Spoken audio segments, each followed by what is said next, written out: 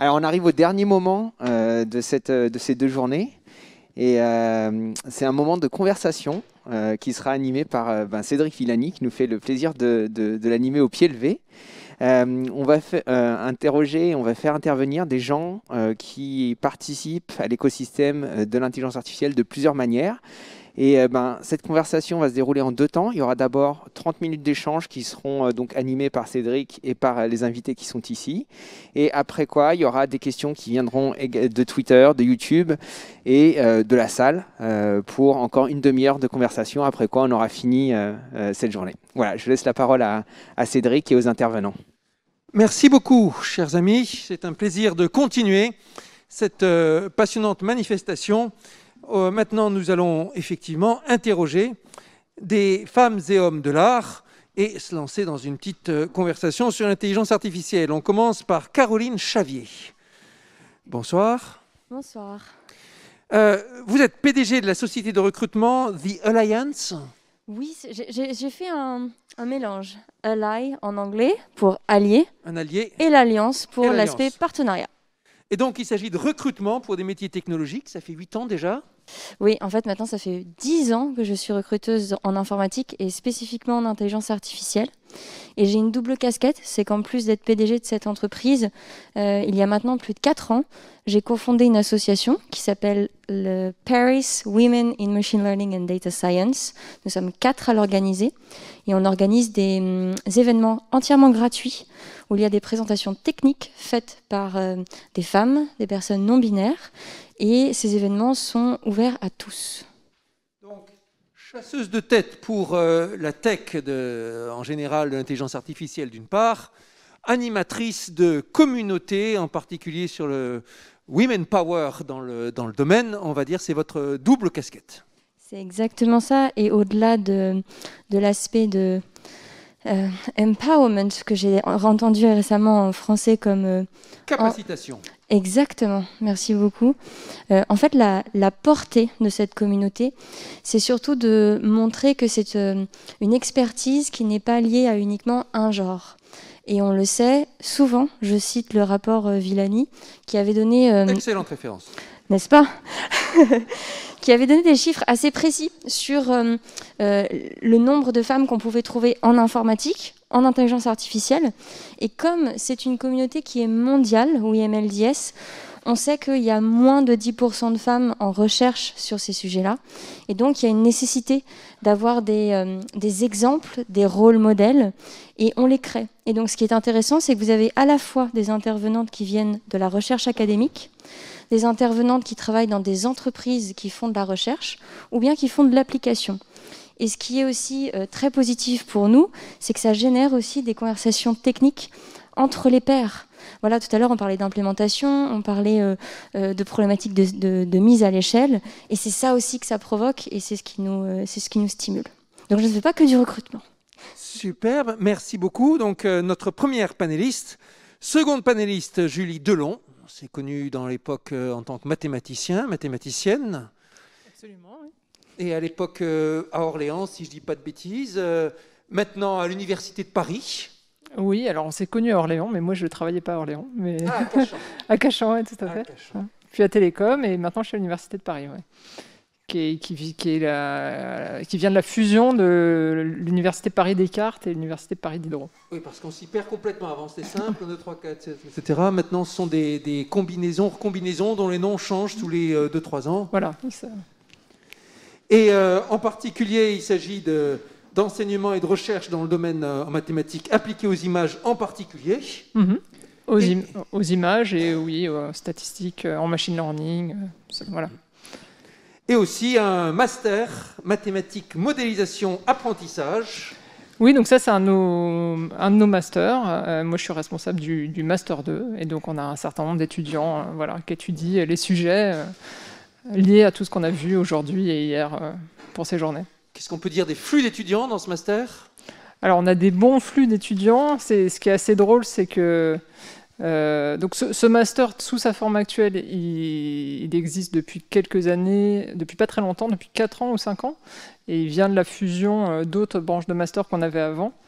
Et clairement, les étudiants sont vraiment très très intéressés par toute la science des données. Donc dès qu'on a un peu ces mots-clés-là, on n'a pas de problème pour recruter. Et des évolutions prévues sur ce master ? Alors les évolutions prévues, je ne sais pas si ça va beaucoup intéresser le public. En fait, on a des évolutions prévues parce que, notamment, on se retrouve dans une université qui est fusionnée, où on avait de la science des deux côtés, et à Paris Descartes et à Paris Diderot. Et donc forcément, on est en grande discussion avec nos collègues de Paris Diderot qui peuvent avoir aussi des parcours de master où il y a des choses communes. Donc voilà, on essaie de regrouper tout ça. Alors, quiconque...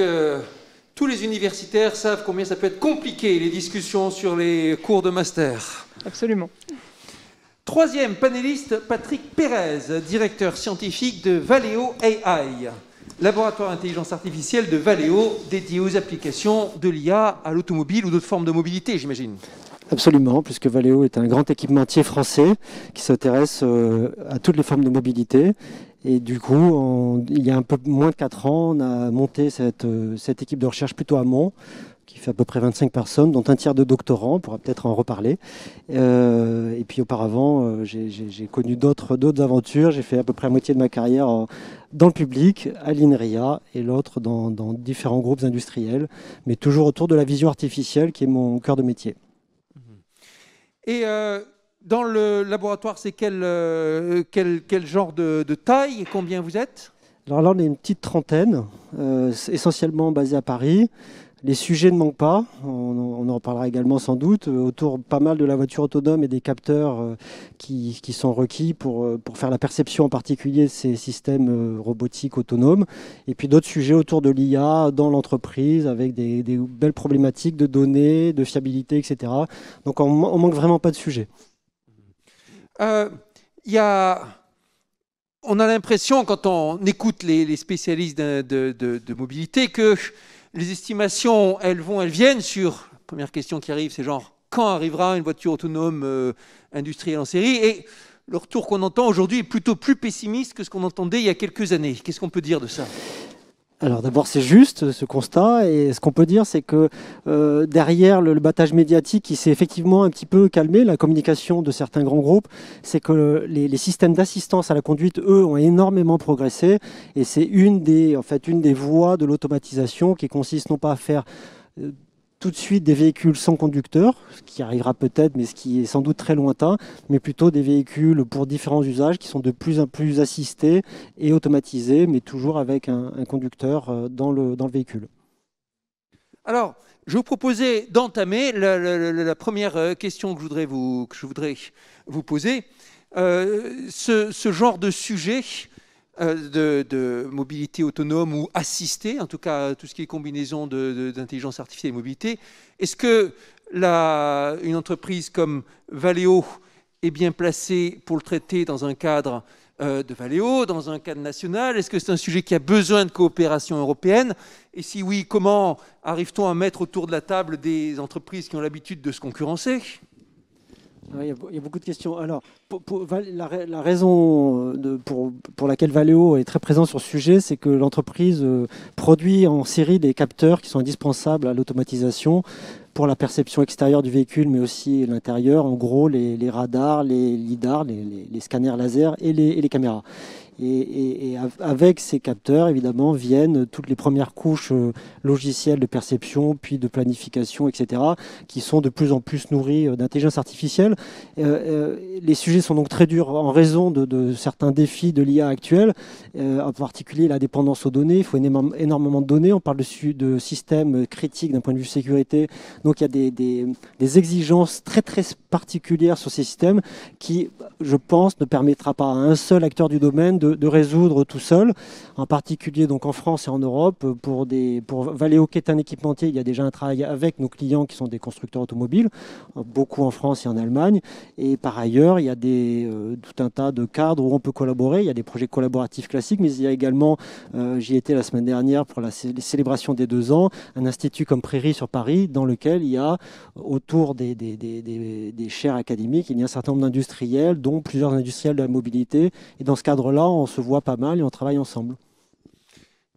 Prairie est un institut français. Que dire de coopération avec la recherche européenne en général ? Ce genre d'institut existe aussi à l'échelle européenne. Il y a ELIS en Europe, auquel on participe également. Donc il y a tout un tas de mécanismes à différentes échelles, nationales et européennes, pour essayer de fédérer nos forces. Il y a pas mal de questions autour de la donnée qui est donc vraiment très, très importante. C'est un des points, c'est un des nerfs de la guerre réellement pour ces applications-là. C'est des données donc, de roulage, des données d'infrastructure, etc. Donc clairement, il faut se mettre tous autour de la table, les industriels, les équipementiers, les pouvoirs publics, évidemment. Et puis il y a d'autres sujets autour de la donnée personnelle. On pourra y revenir également peut-être. Mais du coup, il y a tellement de sujets en lien avec des questionnements très très cruciaux en ce moment au niveau de l'Europe, avec la proposition d'un cadre réglementaire qui fait que, en particulier, le monde automobile doit se positionner sur ces questions-là. Alors, Caroline, la place de la France et de l'Europe dans l'IA et le positionnement de la France par rapport à l'Europe, qu'est-ce qu'on peut en dire? Comment ça se voit de votre fenêtre? Là, on a quelque chose de positif à énoncer, c'est que les ingénieurs qui sont issus des formations françaises sont extrêmement convoités. Je n'apprends rien à personne, mais plusieurs laboratoires de recherche, à la fois européens ou dans des entreprises comme Facebook, etc., sont menés par des ingénieurs qui ont été formés en France. Ce qui est intéressant, c'est de voir qu'aujourd'hui, en termes de nombre, on ne manque pas nécessairement d'ingénieurs. Par contre, dans quelques années, petit point, je pense qu'il faut continuer à faire aussi de la recherche au sein de l'école. Hein. C'est chouette l'industrie, mais il faut qu'il y ait du monde un peu partout, que ce soit équilibré. Oui. Et pourtant, je les recrute. Donc, j'ai tout intérêt à vous dire que je préfère qu'ils soient en entreprise. Mais non, je ne le ferai pas. Donc, pour revenir à votre question, sur les ingénieurs français, nous sommes convoités. On a là quand même la chance, c'est que comme on parle plutôt bien anglais quand on a ce niveau de formation, beaucoup travaillent à l'étranger. Et moi, ce que je trouve assez intéressant à souligner, c'est que beaucoup reviennent en France. Puisqu'en fait, moi, j'ai commencé à travailler en intelligence artificielle en 2015, et c'était un peu les prémices. On commençait à avoir des machines qui étaient costauds, des applications où on avait suffisamment de données donc, pour appliquer des algorithmes qui existaient depuis longtemps. Et aujourd'hui, on a de nouveaux métiers qui apparaissent. C'est-à-dire qu'avant, on recrutait des chercheurs pour voir ce qu'on pouvait faire. Ensuite, on a recruté plutôt des gens qui venaient du milieu informatique pour implémenter ces algorithmes. Et aujourd'hui, il y a plein de nouveaux métiers. Justement, tout à l'heure, tu énonçais la préparation des données. Je pense notamment à une nouvelle dénomination, c'est ce qu'on appelle les data stewards, les personnes qui vont préparer les données pour qu'ensuite elles soient analysées et qu'elles soient propre. Ça, c'est une dimension qui revient beaucoup dans les exposés techniques. On a aussi des sujets en lien avec le management de ces équipes-là, parce que vous allez avoir une diversité des profils. Vous avez des gens qui viennent de l'industrie, vous avez des autodidactes, et vous avez des gens qui viennent de la recherche. Donc, c'est intéressant parce que les méthodologies, les cerveaux n'ont pas été habitués aux mêmes actions. Donc, il y a des gens qui sont recrutés pour pouvoir faire cohabiter tout ce petit monde-là. Donc, c'est intéressant de voir l'évolution qu'a connue l'industrie de l'intelligence artificielle. Julie, quand Caroline nous dit, on voit que maintenant les gens ont tendance à revenir, est-ce que c'est quand ils partent, ils reviennent, est-ce que c'est un constat qu'on peut faire aussi dans le monde universitaire sur ces thèmes? Alors, juste, je rebondis d'abord sur ce que disait Caroline. C'est vrai que nos étudiants dans ces formations-là sont très courtisés. Donc, il est clair qu'on forme on a la chance d'avoir des très bons étudiants et derrière, ils n'ont strictement aucun problème pour trouver du travail. Ce qui n'est pas toujours évident. Souvent, les étudiants, ils arrivent, ils se disent à quoi ça sert de faire des maths? Pourquoi est-ce que je dois faire des maths ou de l'informatique? Est-ce que je vais trouver du travail? Même encore aujourd'hui, moi, j'ai des étudiants qui arrivent en master et qui me disent mais madame, est-ce que je vais trouver un métier après? Même au niveau M1, ils arrivent à ce niveau-là et ils ne savent pas. Donc bon, on les rassure et puis ils voient assez rapidement en discutant avec ceux des promos d'après d'avant plutôt que ça se passe bien. Ça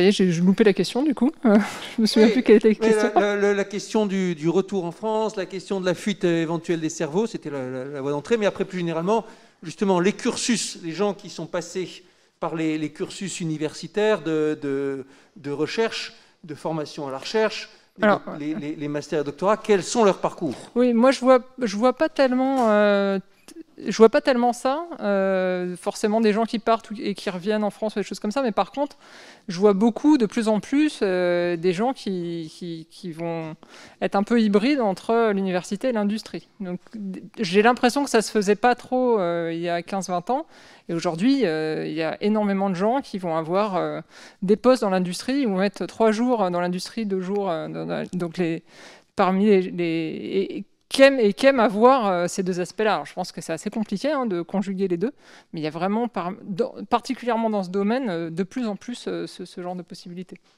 Et c'est quelque chose qui est bien ressenti, accepté par les communautés respectives? Patrick ? Ça, c'est une bonne question. Oui, je pense que ça a beaucoup évolué en très peu de temps, en tout cas dans nos sujets.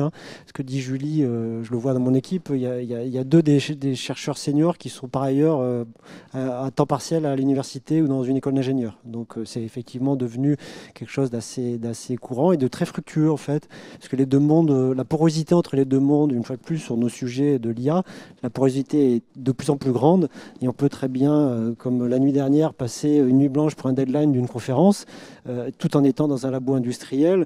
Donc, mais il y a des spécificités aussi, évidemment, heureusement, à la recherche en industrie. Mais pour ce qui est vraiment de la possibilité d'aller d'un monde à l'autre et dans les deux sens, ce qui a été aussi mon expérience personnelle, mais à chaque fois que je suis à un endroit, j'y suis à plein temps, pour le coup, c'est quelque chose qui se fait vraiment de plus en plus, et ça, c'est vraiment une bonne nouvelle. Donc la complémentarité entre le monde industriel et le monde universitaire, on le voit bien. Que dire de la complémentarité entre disciplines aujourd'hui dans l'IA, dans tous les cas d'usage? Peut-être Caroline? Là, en fait, j'ai plein d'exemples qui me viennent à l'esprit quand on parle en fait de pont entre, je dirais, le monde réel et la recherche. C'est qu'avant, il y avait comme une espèce de... Il y avait une limite, une délimitation entre les deux mondes. Et aujourd'hui, typiquement, je pense à... comment s'appelle cette initiative DataGouv, où vous avez désormais donc, des ensembles de données sur les ventes immobilières, etc. Ça a généré la création d'entreprises. Là, je pense aussi à toutes les applications en lien avec l'image, sur, par exemple, de la reconnaissance et de la validation d'identité. Vous avez de plus en plus d'outils qui se basent sur ça. Il y a énormément en fait, de ponts. Moi, ce que j'aimerais bien voir davantage, et là, c'est la diplômée de Sciences Po qui s'exprime, c'est plutôt des ponts entre les sciences humaines et la science, les mathématiques. Ça, ce serait vraiment excitant. Il y a eu la chaire Abeona il n'y a pas très longtemps sur toute la partie éthique, qui est très intéressante, et je pense qu'il va falloir plus se diriger vers cela. Tout à l'heure, on évoquait le niveau européen. Il y a plusieurs initiatives menées par la Commission européenne qui ont vu le jour, notamment qui incitent à plus de formation, par exemple, des gens qui font les lois sur justement l'intelligence artificielle. C'est qu'il ne faut pas laisser cette compréhension et cette connaissance juste aux ingénieurs et aux chercheurs. Il faut aussi que la population, de façon générale, comprenne à quoi ça sert, comment on l'utilise et ce qu'il y a derrière. Et ça, moi, ce serait un souhait que j'aimerais formuler. C'est que voilà, quand on est juriste, quand on est RH, quand on est... Peu importe ce qu'on fait, il faut s'intéresser à ce sujet-là parce qu'en fait, c'est très accessible. Voilà, c'est mon message. Alors, du jour. Qu'en pense Julie? Est-ce qu'à l'Université de Paris, vous avez des collaborations avec d'autres disciplines?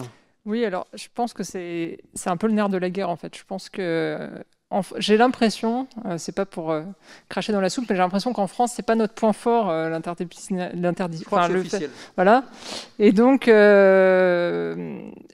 ce qu'on essaye de faire au niveau formation, c'est que au niveau dans ces masters spécialisés en sciences des données, intelligence artificielle, etc. On essaie de faire venir des gens qui viennent d'ailleurs. Typiquement, je prends l'exemple du M2 dont je suis responsable. On a tous les ans des médecins qui viennent, qui sont généralement en fin d'études, donc internes, qui évidemment, c'est une formation pour des matheux, donc on pourrait penser que ça va être, qu'ils vont pas du tout y arriver, etc. Donc on leur conseille de réviser un peu des choses l'été, mais moi j'ai un collègue qui les prend en charge, qui les aide, etc. Et ils sont ravis, ils apprennent plein de choses, et après, ils ont un outil et un bagage qui va les aider dans leur recherche en médecine. Juste le fait de savoir lire des articles scientifiques sur ces sujets-là, ça leur apporte quelque chose, un vrai plus. Donc je pense qu'il faut vraiment multiplier ces initiatives, que ce soit, donc là c'est médecine, mais ça pourrait être droit, et je pense que de plus en plus à l'université, les gens essayent de faire ça, mais je pense que c'est vraiment le nerf de la guerre. Au-delà de l'acculturation, est-ce qu'il y a parfois des projets qui sont aussi... le projet expérimental peut être une bonne façon de se familiariser avec ce qui se passe dans l'autre communauté? Oui, moi j'ai un collègue par exemple qui s'appelle Antoine Chambaz qui travaille beaucoup avec des médecins et qui a un grand projet avec eux autour de l'intelligence artificielle. Je crois que c'est de la médecine où ils intègrent énormément de choses différentes pour faire de la médecine personnalisée, quoi. Caroline, d'autres exemples que ça suscite? Moi, je voulais plutôt rebondir sur ce que disait Patrick plus tôt. C'est réjouissant de voir les entreprises collaborer davantage avec les laboratoires de recherche et vice-versa. Parce qu'on a beaucoup à s'apporter. C'est qu'en termes de moyens, en termes d'angles avec lesquels on va attaquer les problématiques auxquelles on fait face, ça peut être intéressant, par exemple, quand on a un laboratoire de recherche, d'avoir comme ça une problématique qui nous est exposée par quelqu'un qui s'est dit tiens, moi je suis notaire, tiens, là-dessus je pense que je pourrais appliquer de l'intelligence artificielle et de partir d'un point de départ comme ça. Et parfois l'inverse, je pense à monsieur Julia, parfois vous avez des innovations qui naissent et qui vont ensuite habiter nos quotidiens beaucoup plus tard. Donc là, les applications qui me viennent à l'esprit sont beaucoup en lien avec la médecine, comme tu le disais. Là, j'ai échangé avec une entreprise qui automatise l'analyse de radio dentaire pour pouvoir en fait simplifier les diagnostics et donc passer moins de temps sur les choses simples et se concentrer sur les cas plus complexes. Après, on pourrait aussi questionner... Est-ce qu'on va bien soigner les problèmes simples ensuite? Je me pose la question.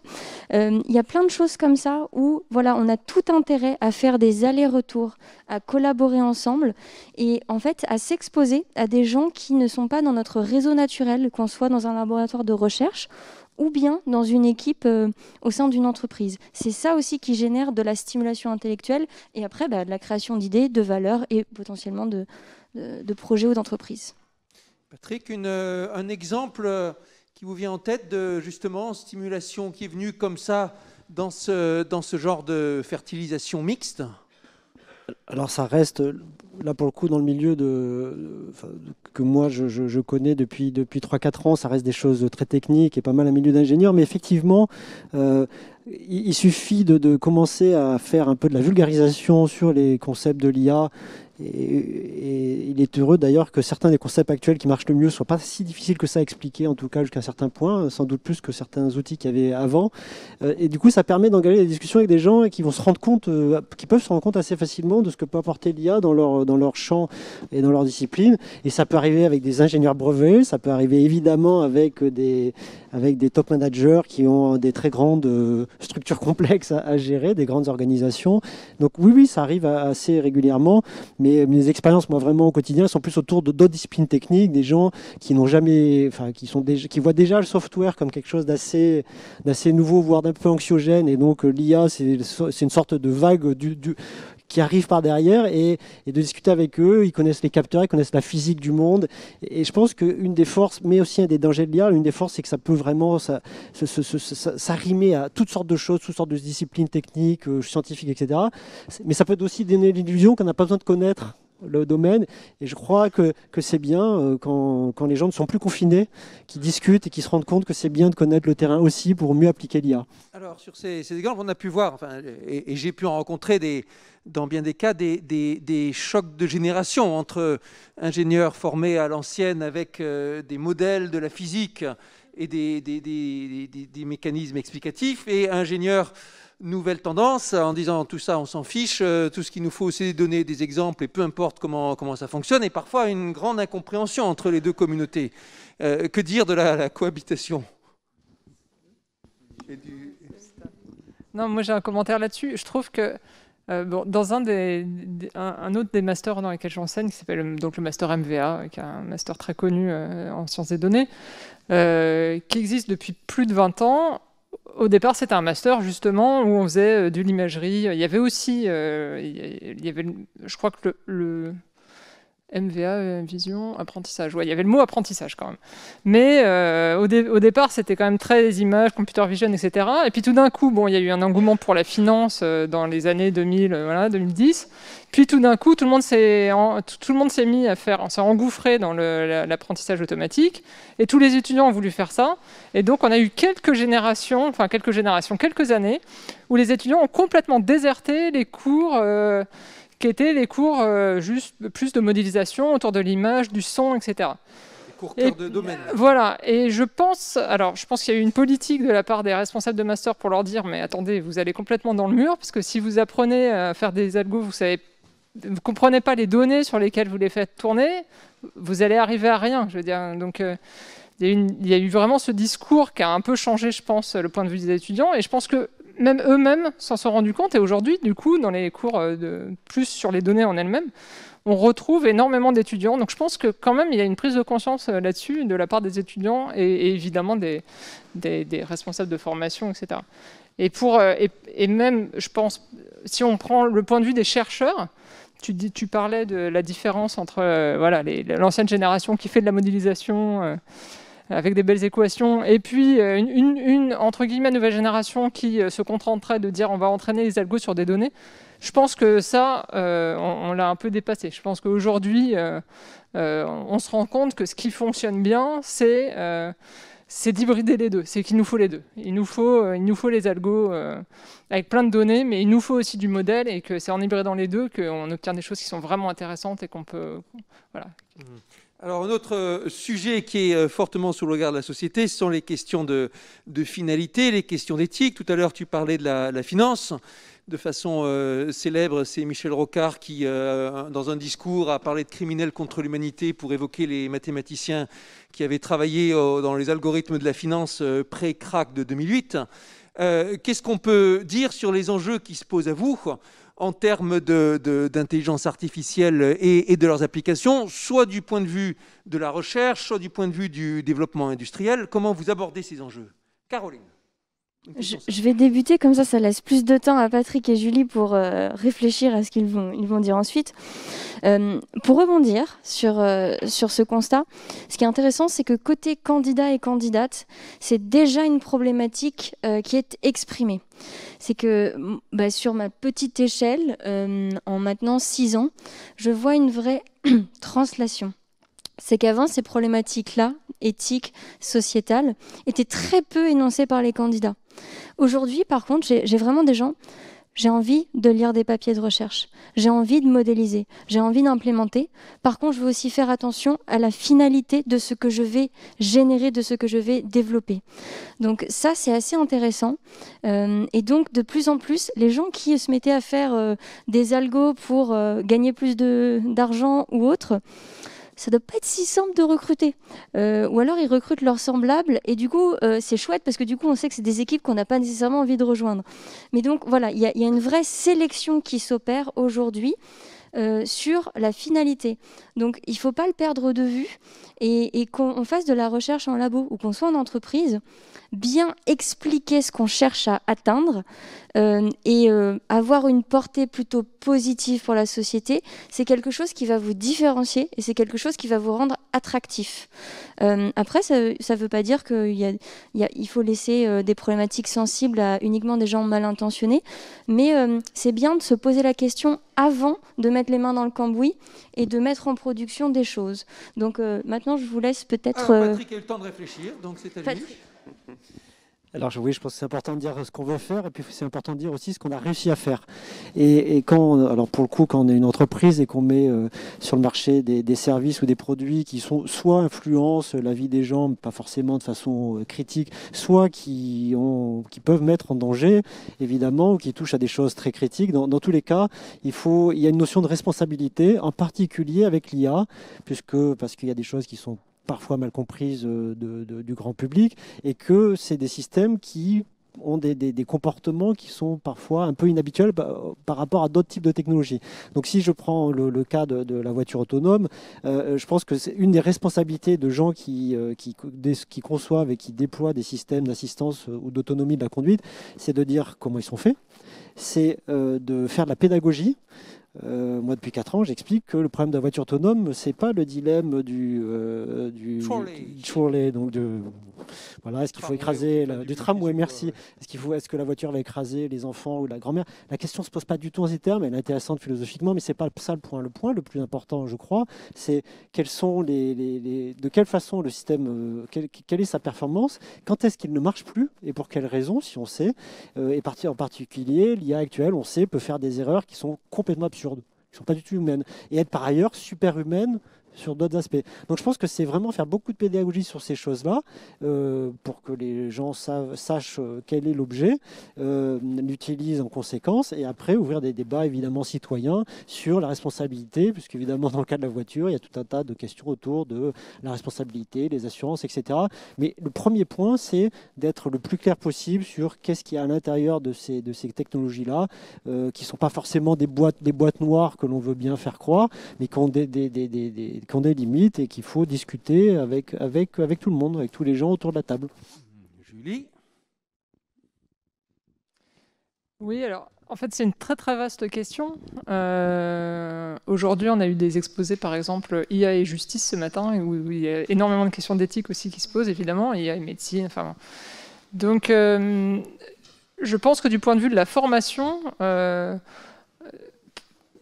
ce qui est sûr, c'est que quand on donne un cours, il faut convaincre des étudiants, mais on n'est pas en train de vendre des algorithmes. Donc, en général, quand on explique comment fonctionne un algorithme, on explique aussi ce qui ne fonctionne pas, et on explique comment on peut le tromper, et on explique pourquoi, si cet algorithme est biaisé, ou des choses comme ça. Donc, typiquement, les réseaux de neurones profonds qui classifient et qu'on peut attaquer par les méthodes adversaires, voilà, donc ça, on l'enseigne. Donc ça, les étudiants, normalement, sont conscients et apprennent les limites de ce qui existe et de ce qu'on leur enseigne.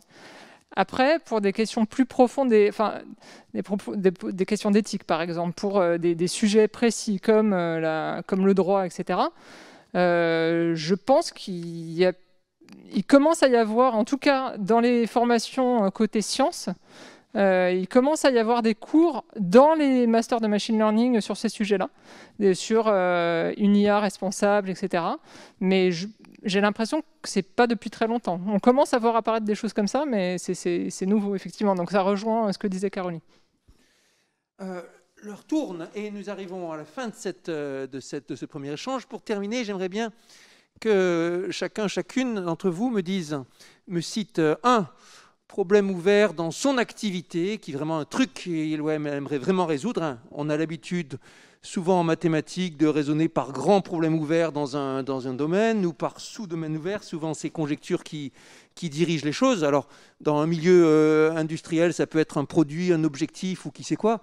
Et puis, en général, au-delà, pour l'IA en général, qu'est-ce qu'on peut espérer comme grand accomplissement? Où est-ce que vous rêveriez que ça puisse vraiment aider, sans répondre comme Hassabis ou Musk, que ça va sauver l'humanité en trouvant comment enrayer d'un coup par magie le réchauffement climatique ou qui sait quoi. Alors, Julie. Ah non, c'est très très dur comme question. J'ai besoin de réfléchir, moi. Je ne sais pas. Alors, Caroline, elle n'a pas besoin de réfléchir. Elle connaît déjà sa réponse. Non, en fait, moi, j'aimerais que l'intelligence artificielle, ce soit un jour comme la mécanique, qu'on ait tous envie de démonter le truc, de l'observer, de le disséquer, pour mieux l'utiliser et pour ensuite mieux le critiquer. Donc voilà, ça va être simple.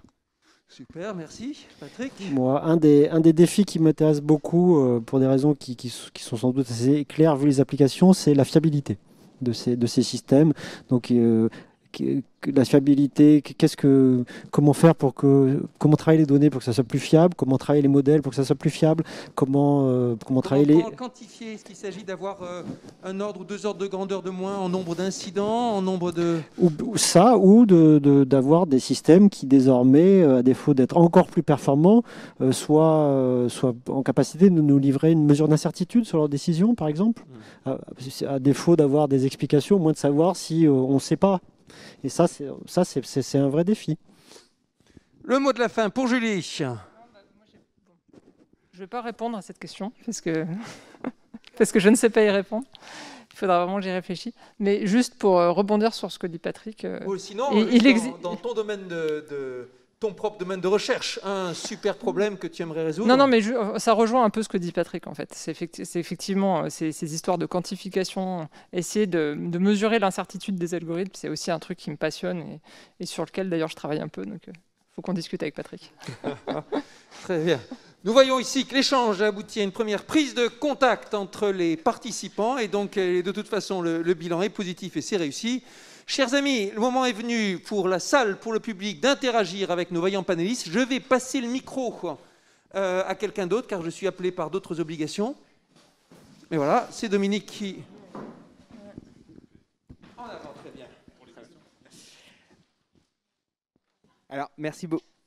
Merci beaucoup pour ce premier échange et merci beaucoup à Cédric Villani pour l'animation. Ce fut une vraie animation, très plaisante.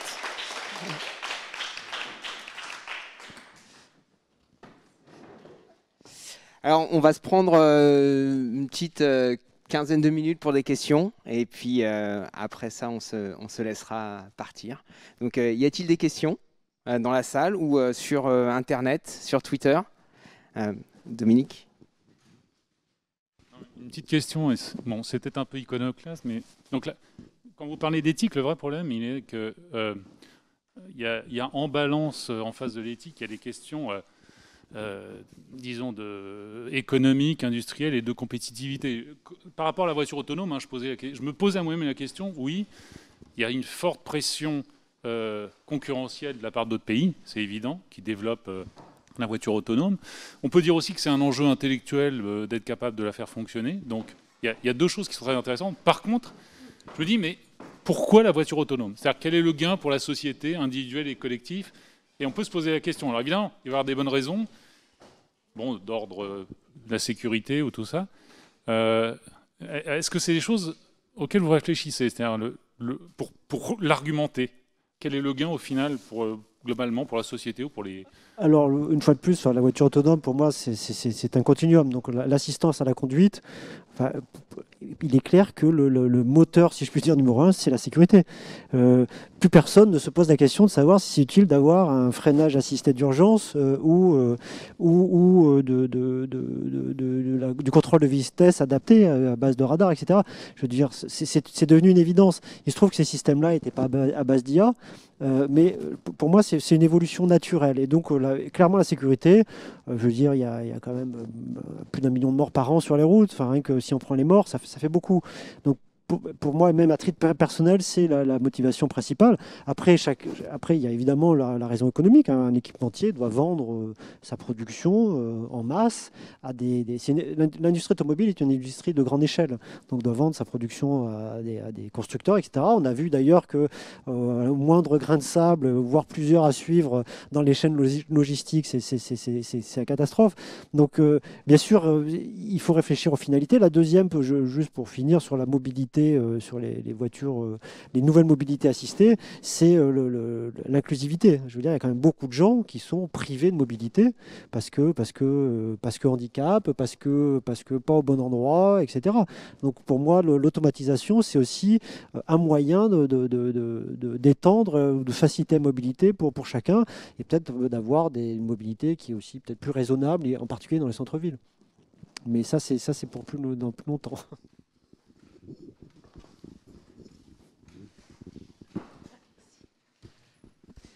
Bonjour, merci, c'était très intéressant. Moi, je dirige une équipe de plus d'une trentaine de data scientists qui viennent de tous les milieux, et c'était très intéressant le commentaire sur, il y a à la fois des docteurs, des autodidactes, des gens qui viennent de tous les milieux.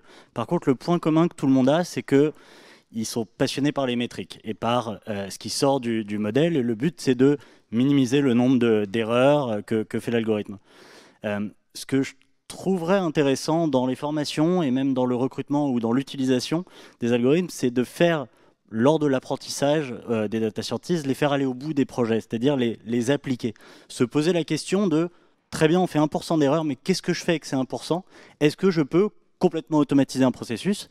Est-ce que le fait d'avoir ce 1%, ce 0,1%, ce 0,01% permet quand même d'avoir un gain ou pas? Parce que parfois, le fait d'avoir une erreur qu'on n'est pas capable d'expliquer rend un algorithme absolument inutilisable dans sa finalité. Et donc je pense que ça serait intéressant d'aller dans la formation plus loin encore dans l'application, au-delà des métriques vraiment, quoi. Est-ce que vous avez une réaction? Julie? Oui, enfin, je ne sais pas trop à qui s'adresser la question, mais je peux faire une première. Ouais. Nous, on essaye de plus en plus de. Alors, ça va pas exactement. Ça va pas aussi loin que ce que vous proposez, mais on essaye de plus en plus, au moins, de faire travailler nos étudiants sur des vraies données. Mais c'est vrai qu'aller au bout comme ça d'un projet, en fait, ça demande énormément de temps, et qui n'est pas forcément compatible avec voilà, le temps universitaire. On a un cours, on fait 30 heures de cours. Donc bon, mais je suis d'accord que c'est aussi l'intérêt, en master on fait des stages, hein, c'est aussi l'intérêt du stage, c'est travailler vraiment sur un projet et d'aller au bout de ce projet, quoi.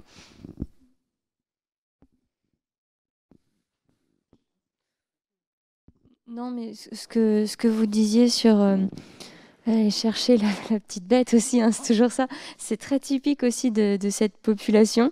Et parfois, il faut aussi accepter que on ne peut pas être dans le 100%. Moi, c'est toujours quelque chose que j'indique, que ce soit des data analysts, des data scientists, et puis surtout de se concentrer sur ce qui peut être amélioré, ce qui peut permettre de gagner du temps, d'avoir un service plus fin, par exemple. C'est ça le sujet. Et ce que vous disiez qui m'a fait sourire, mais vous ne l'avez pas vu, c'est toutes les personnes qui faisaient des reconversions ou des cours en ligne notamment. Il y a eu un moment qui était très délicat parce que eux, ils avaient du mal à se faire recruter parce qu'en fait, ils n'avaient jamais mis en production, ils n'avaient jamais, par exemple, confronté des séries temporelles à un vrai ensemble de données. Et donc, en fait, c'est très compliqué parce que vous devez continuer de former ces personnes dans vos équipes. Et aujourd'hui, j'ai l'impression que ça s'est réduit grâce à une certaine démocratisation de allez, on partage les données, testez, et comme ça, en fait, vous nous aidez et vous apprenez un peu plus loin. Et peut-être un dernier point sur cette question qui est vraiment importante. Je pense que c'est peut-être là une des différences, il faut en trouver une, entre le travail purement académique et le travail plus appliqué, voire industriel.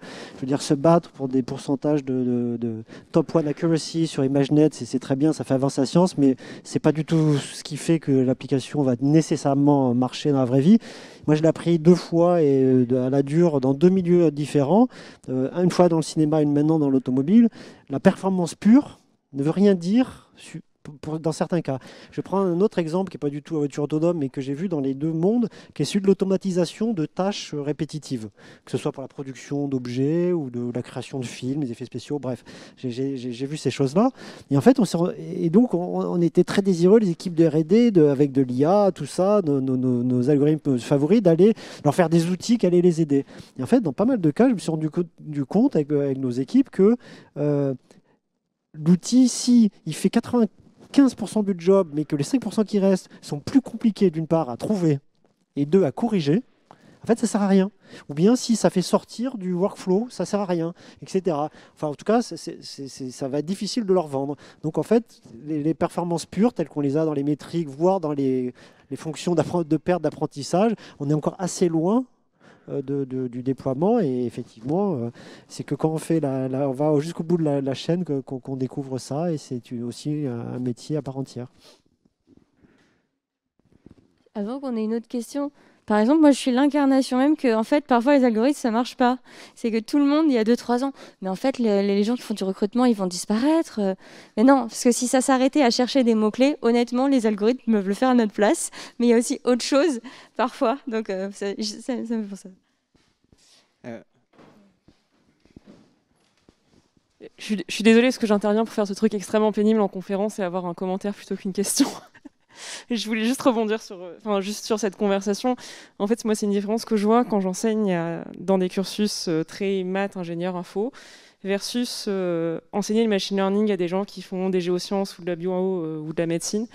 Dans le deuxième, et on parlait de l'interdisciplinarité tout à l'heure, et en fait, dans le deuxième cas, les élèves, les étudiants et étudiantes ont déjà ces questions tout de suite, quoi, genre, et ça sert à quoi, et si ma précision elle est de 85%, est-ce que c'est bien, est-ce que c'est pas bien, le fait de s'ancrer un peu dans des problèmes concrets, et c'est pas très difficile pour vraiment aller au-delà des métriques, pousser les élèves à réfléchir à ok, mais est-ce que vous pensez que c'est bien, est-ce que vous pensez que c'est suffisant pour en faire quelque chose en pratique, ça prend pas tellement de temps.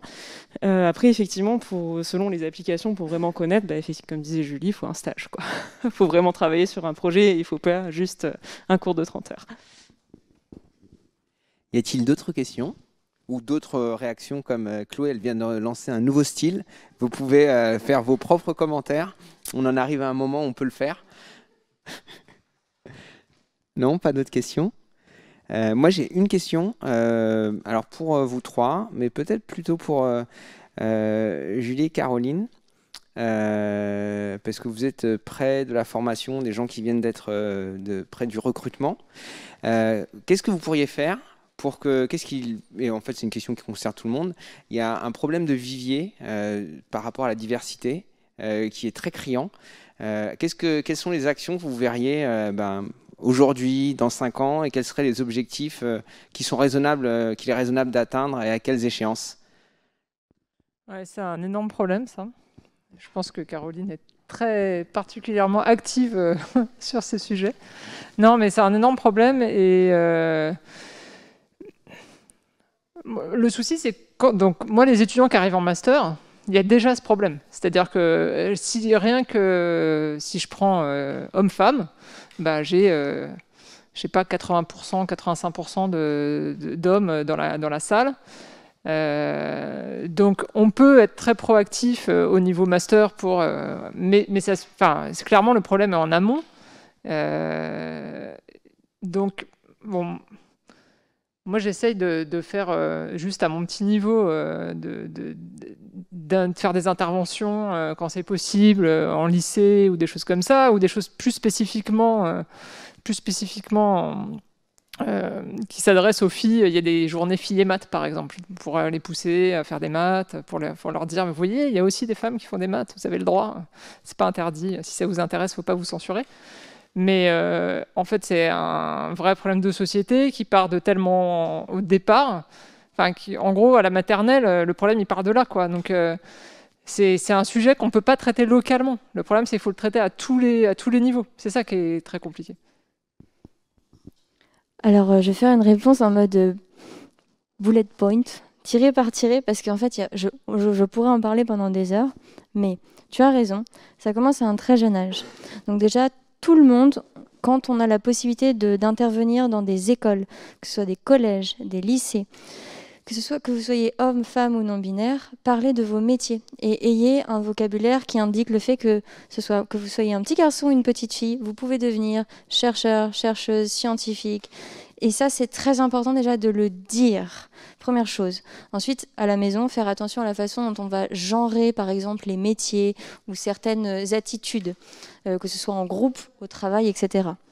Ensuite, nous, avec WeMLDS, que je mentionnais plus tôt, nous, on fait notre travail. C'est qu'en fait, il y a aussi un problème de représentation.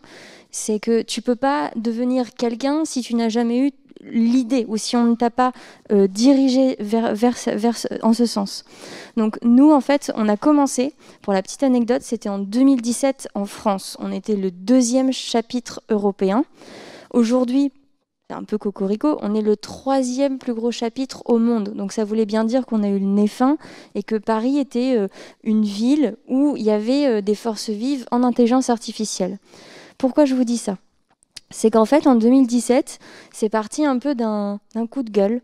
Un ingénieur qui s'appelle James Damore avait écrit une note interne chez Google où il vous expliquait en 10 pages, de façon très convaincante, que de toute façon, les femmes n'étaient pas bonnes en maths, que si vous votiez plutôt conservateur, vous étiez plus fort en sciences. Bref, une pépite à lire. Et quand on s'est lancé à ce moment-là, c'était pas forcément évident de travailler sur la représentation de la diversité en IA, parce qu'il y avait de l'opposition. Et aujourd'hui, c'est très positif, parce qu'on a commencé nos événements, on avait beaucoup plus de femmes dans le public. Pourquoi ? Parce qu'on s'appelle Women. Mais on a fait notre travail. Maintenant, on a plutôt un public mixte. Et là où je voudrais être aussi positive et encourageante, c'est que c'est pas uniquement aux femmes. C'est pas uniquement aux personnes LGBT. C'est pas uniquement aux personnes issues d'une minorité ethnique de faire le travail. C'est un travail qui est collectif. Et donc, on a besoin de tout le monde pour rajouter de la mixité dans la recherche et spécifiquement en IA. Parce qu'en plus, en IA, c'était pas le but d'aujourd'hui, mais il y a plein d'exemples où en fait, il y a des biais. La banque d'Apple. Vous êtes un monsieur, on va vous prêter plus d'argent. C'est bête, madame gagne autant que monsieur. Bref, il y a plein de petits trucs comme ça où en fait, à travers le temps, ça va pas être possible. On est quand même des gens éduqués, on a lu, on apprend. Et donc, la représentation, c'est un problème philosophique, c'est un problème d'ordre économique. Et donc, c'est pas juste pour mettre des meufs, c'est aussi parce qu'on a besoin d'avoir des cerveaux, des expériences différents et différentes. Voilà. Ouais, et puis je discutais hier avec Sylvie Benzoni, la directrice de l'EHP. En fait, un des nerfs de la guerre, c'est faut pas convaincre les femmes, les personnes LGBT, les minorités ethniques. Faut convaincre les mecs qui s'en foutent, en fait. Parce qu'en fait, c'est ça le gros problème, c'est qu'il y a quand même plein d'hommes, désolé, qui pensent que ce n'est pas un problème. Et donc c'est eux qu'il faut viser, en fait, parce que tant qu'eux ils sont pas convaincus, les choses vont pas bouger assez vite. Patrick, une réaction sur le fil là. Non, à part adhérer à ce qui est dit, le but c'est qu'un jour on n'ait plus à parler de ça et que ça soit plus une question. Mais étant dans le monde de la voiture, je vois bien le problème. Voilà, je suis allé à un dîner d'entreprise la semaine dernière. Il y avait beaucoup, à part moi par ailleurs, il y avait beaucoup de costards. Donc il y avait 90% d'hommes par ailleurs. Plutôt blanc et plutôt en costard. Donc on a des problèmes de représentation en effet, et dans certains milieux c'est très très criant.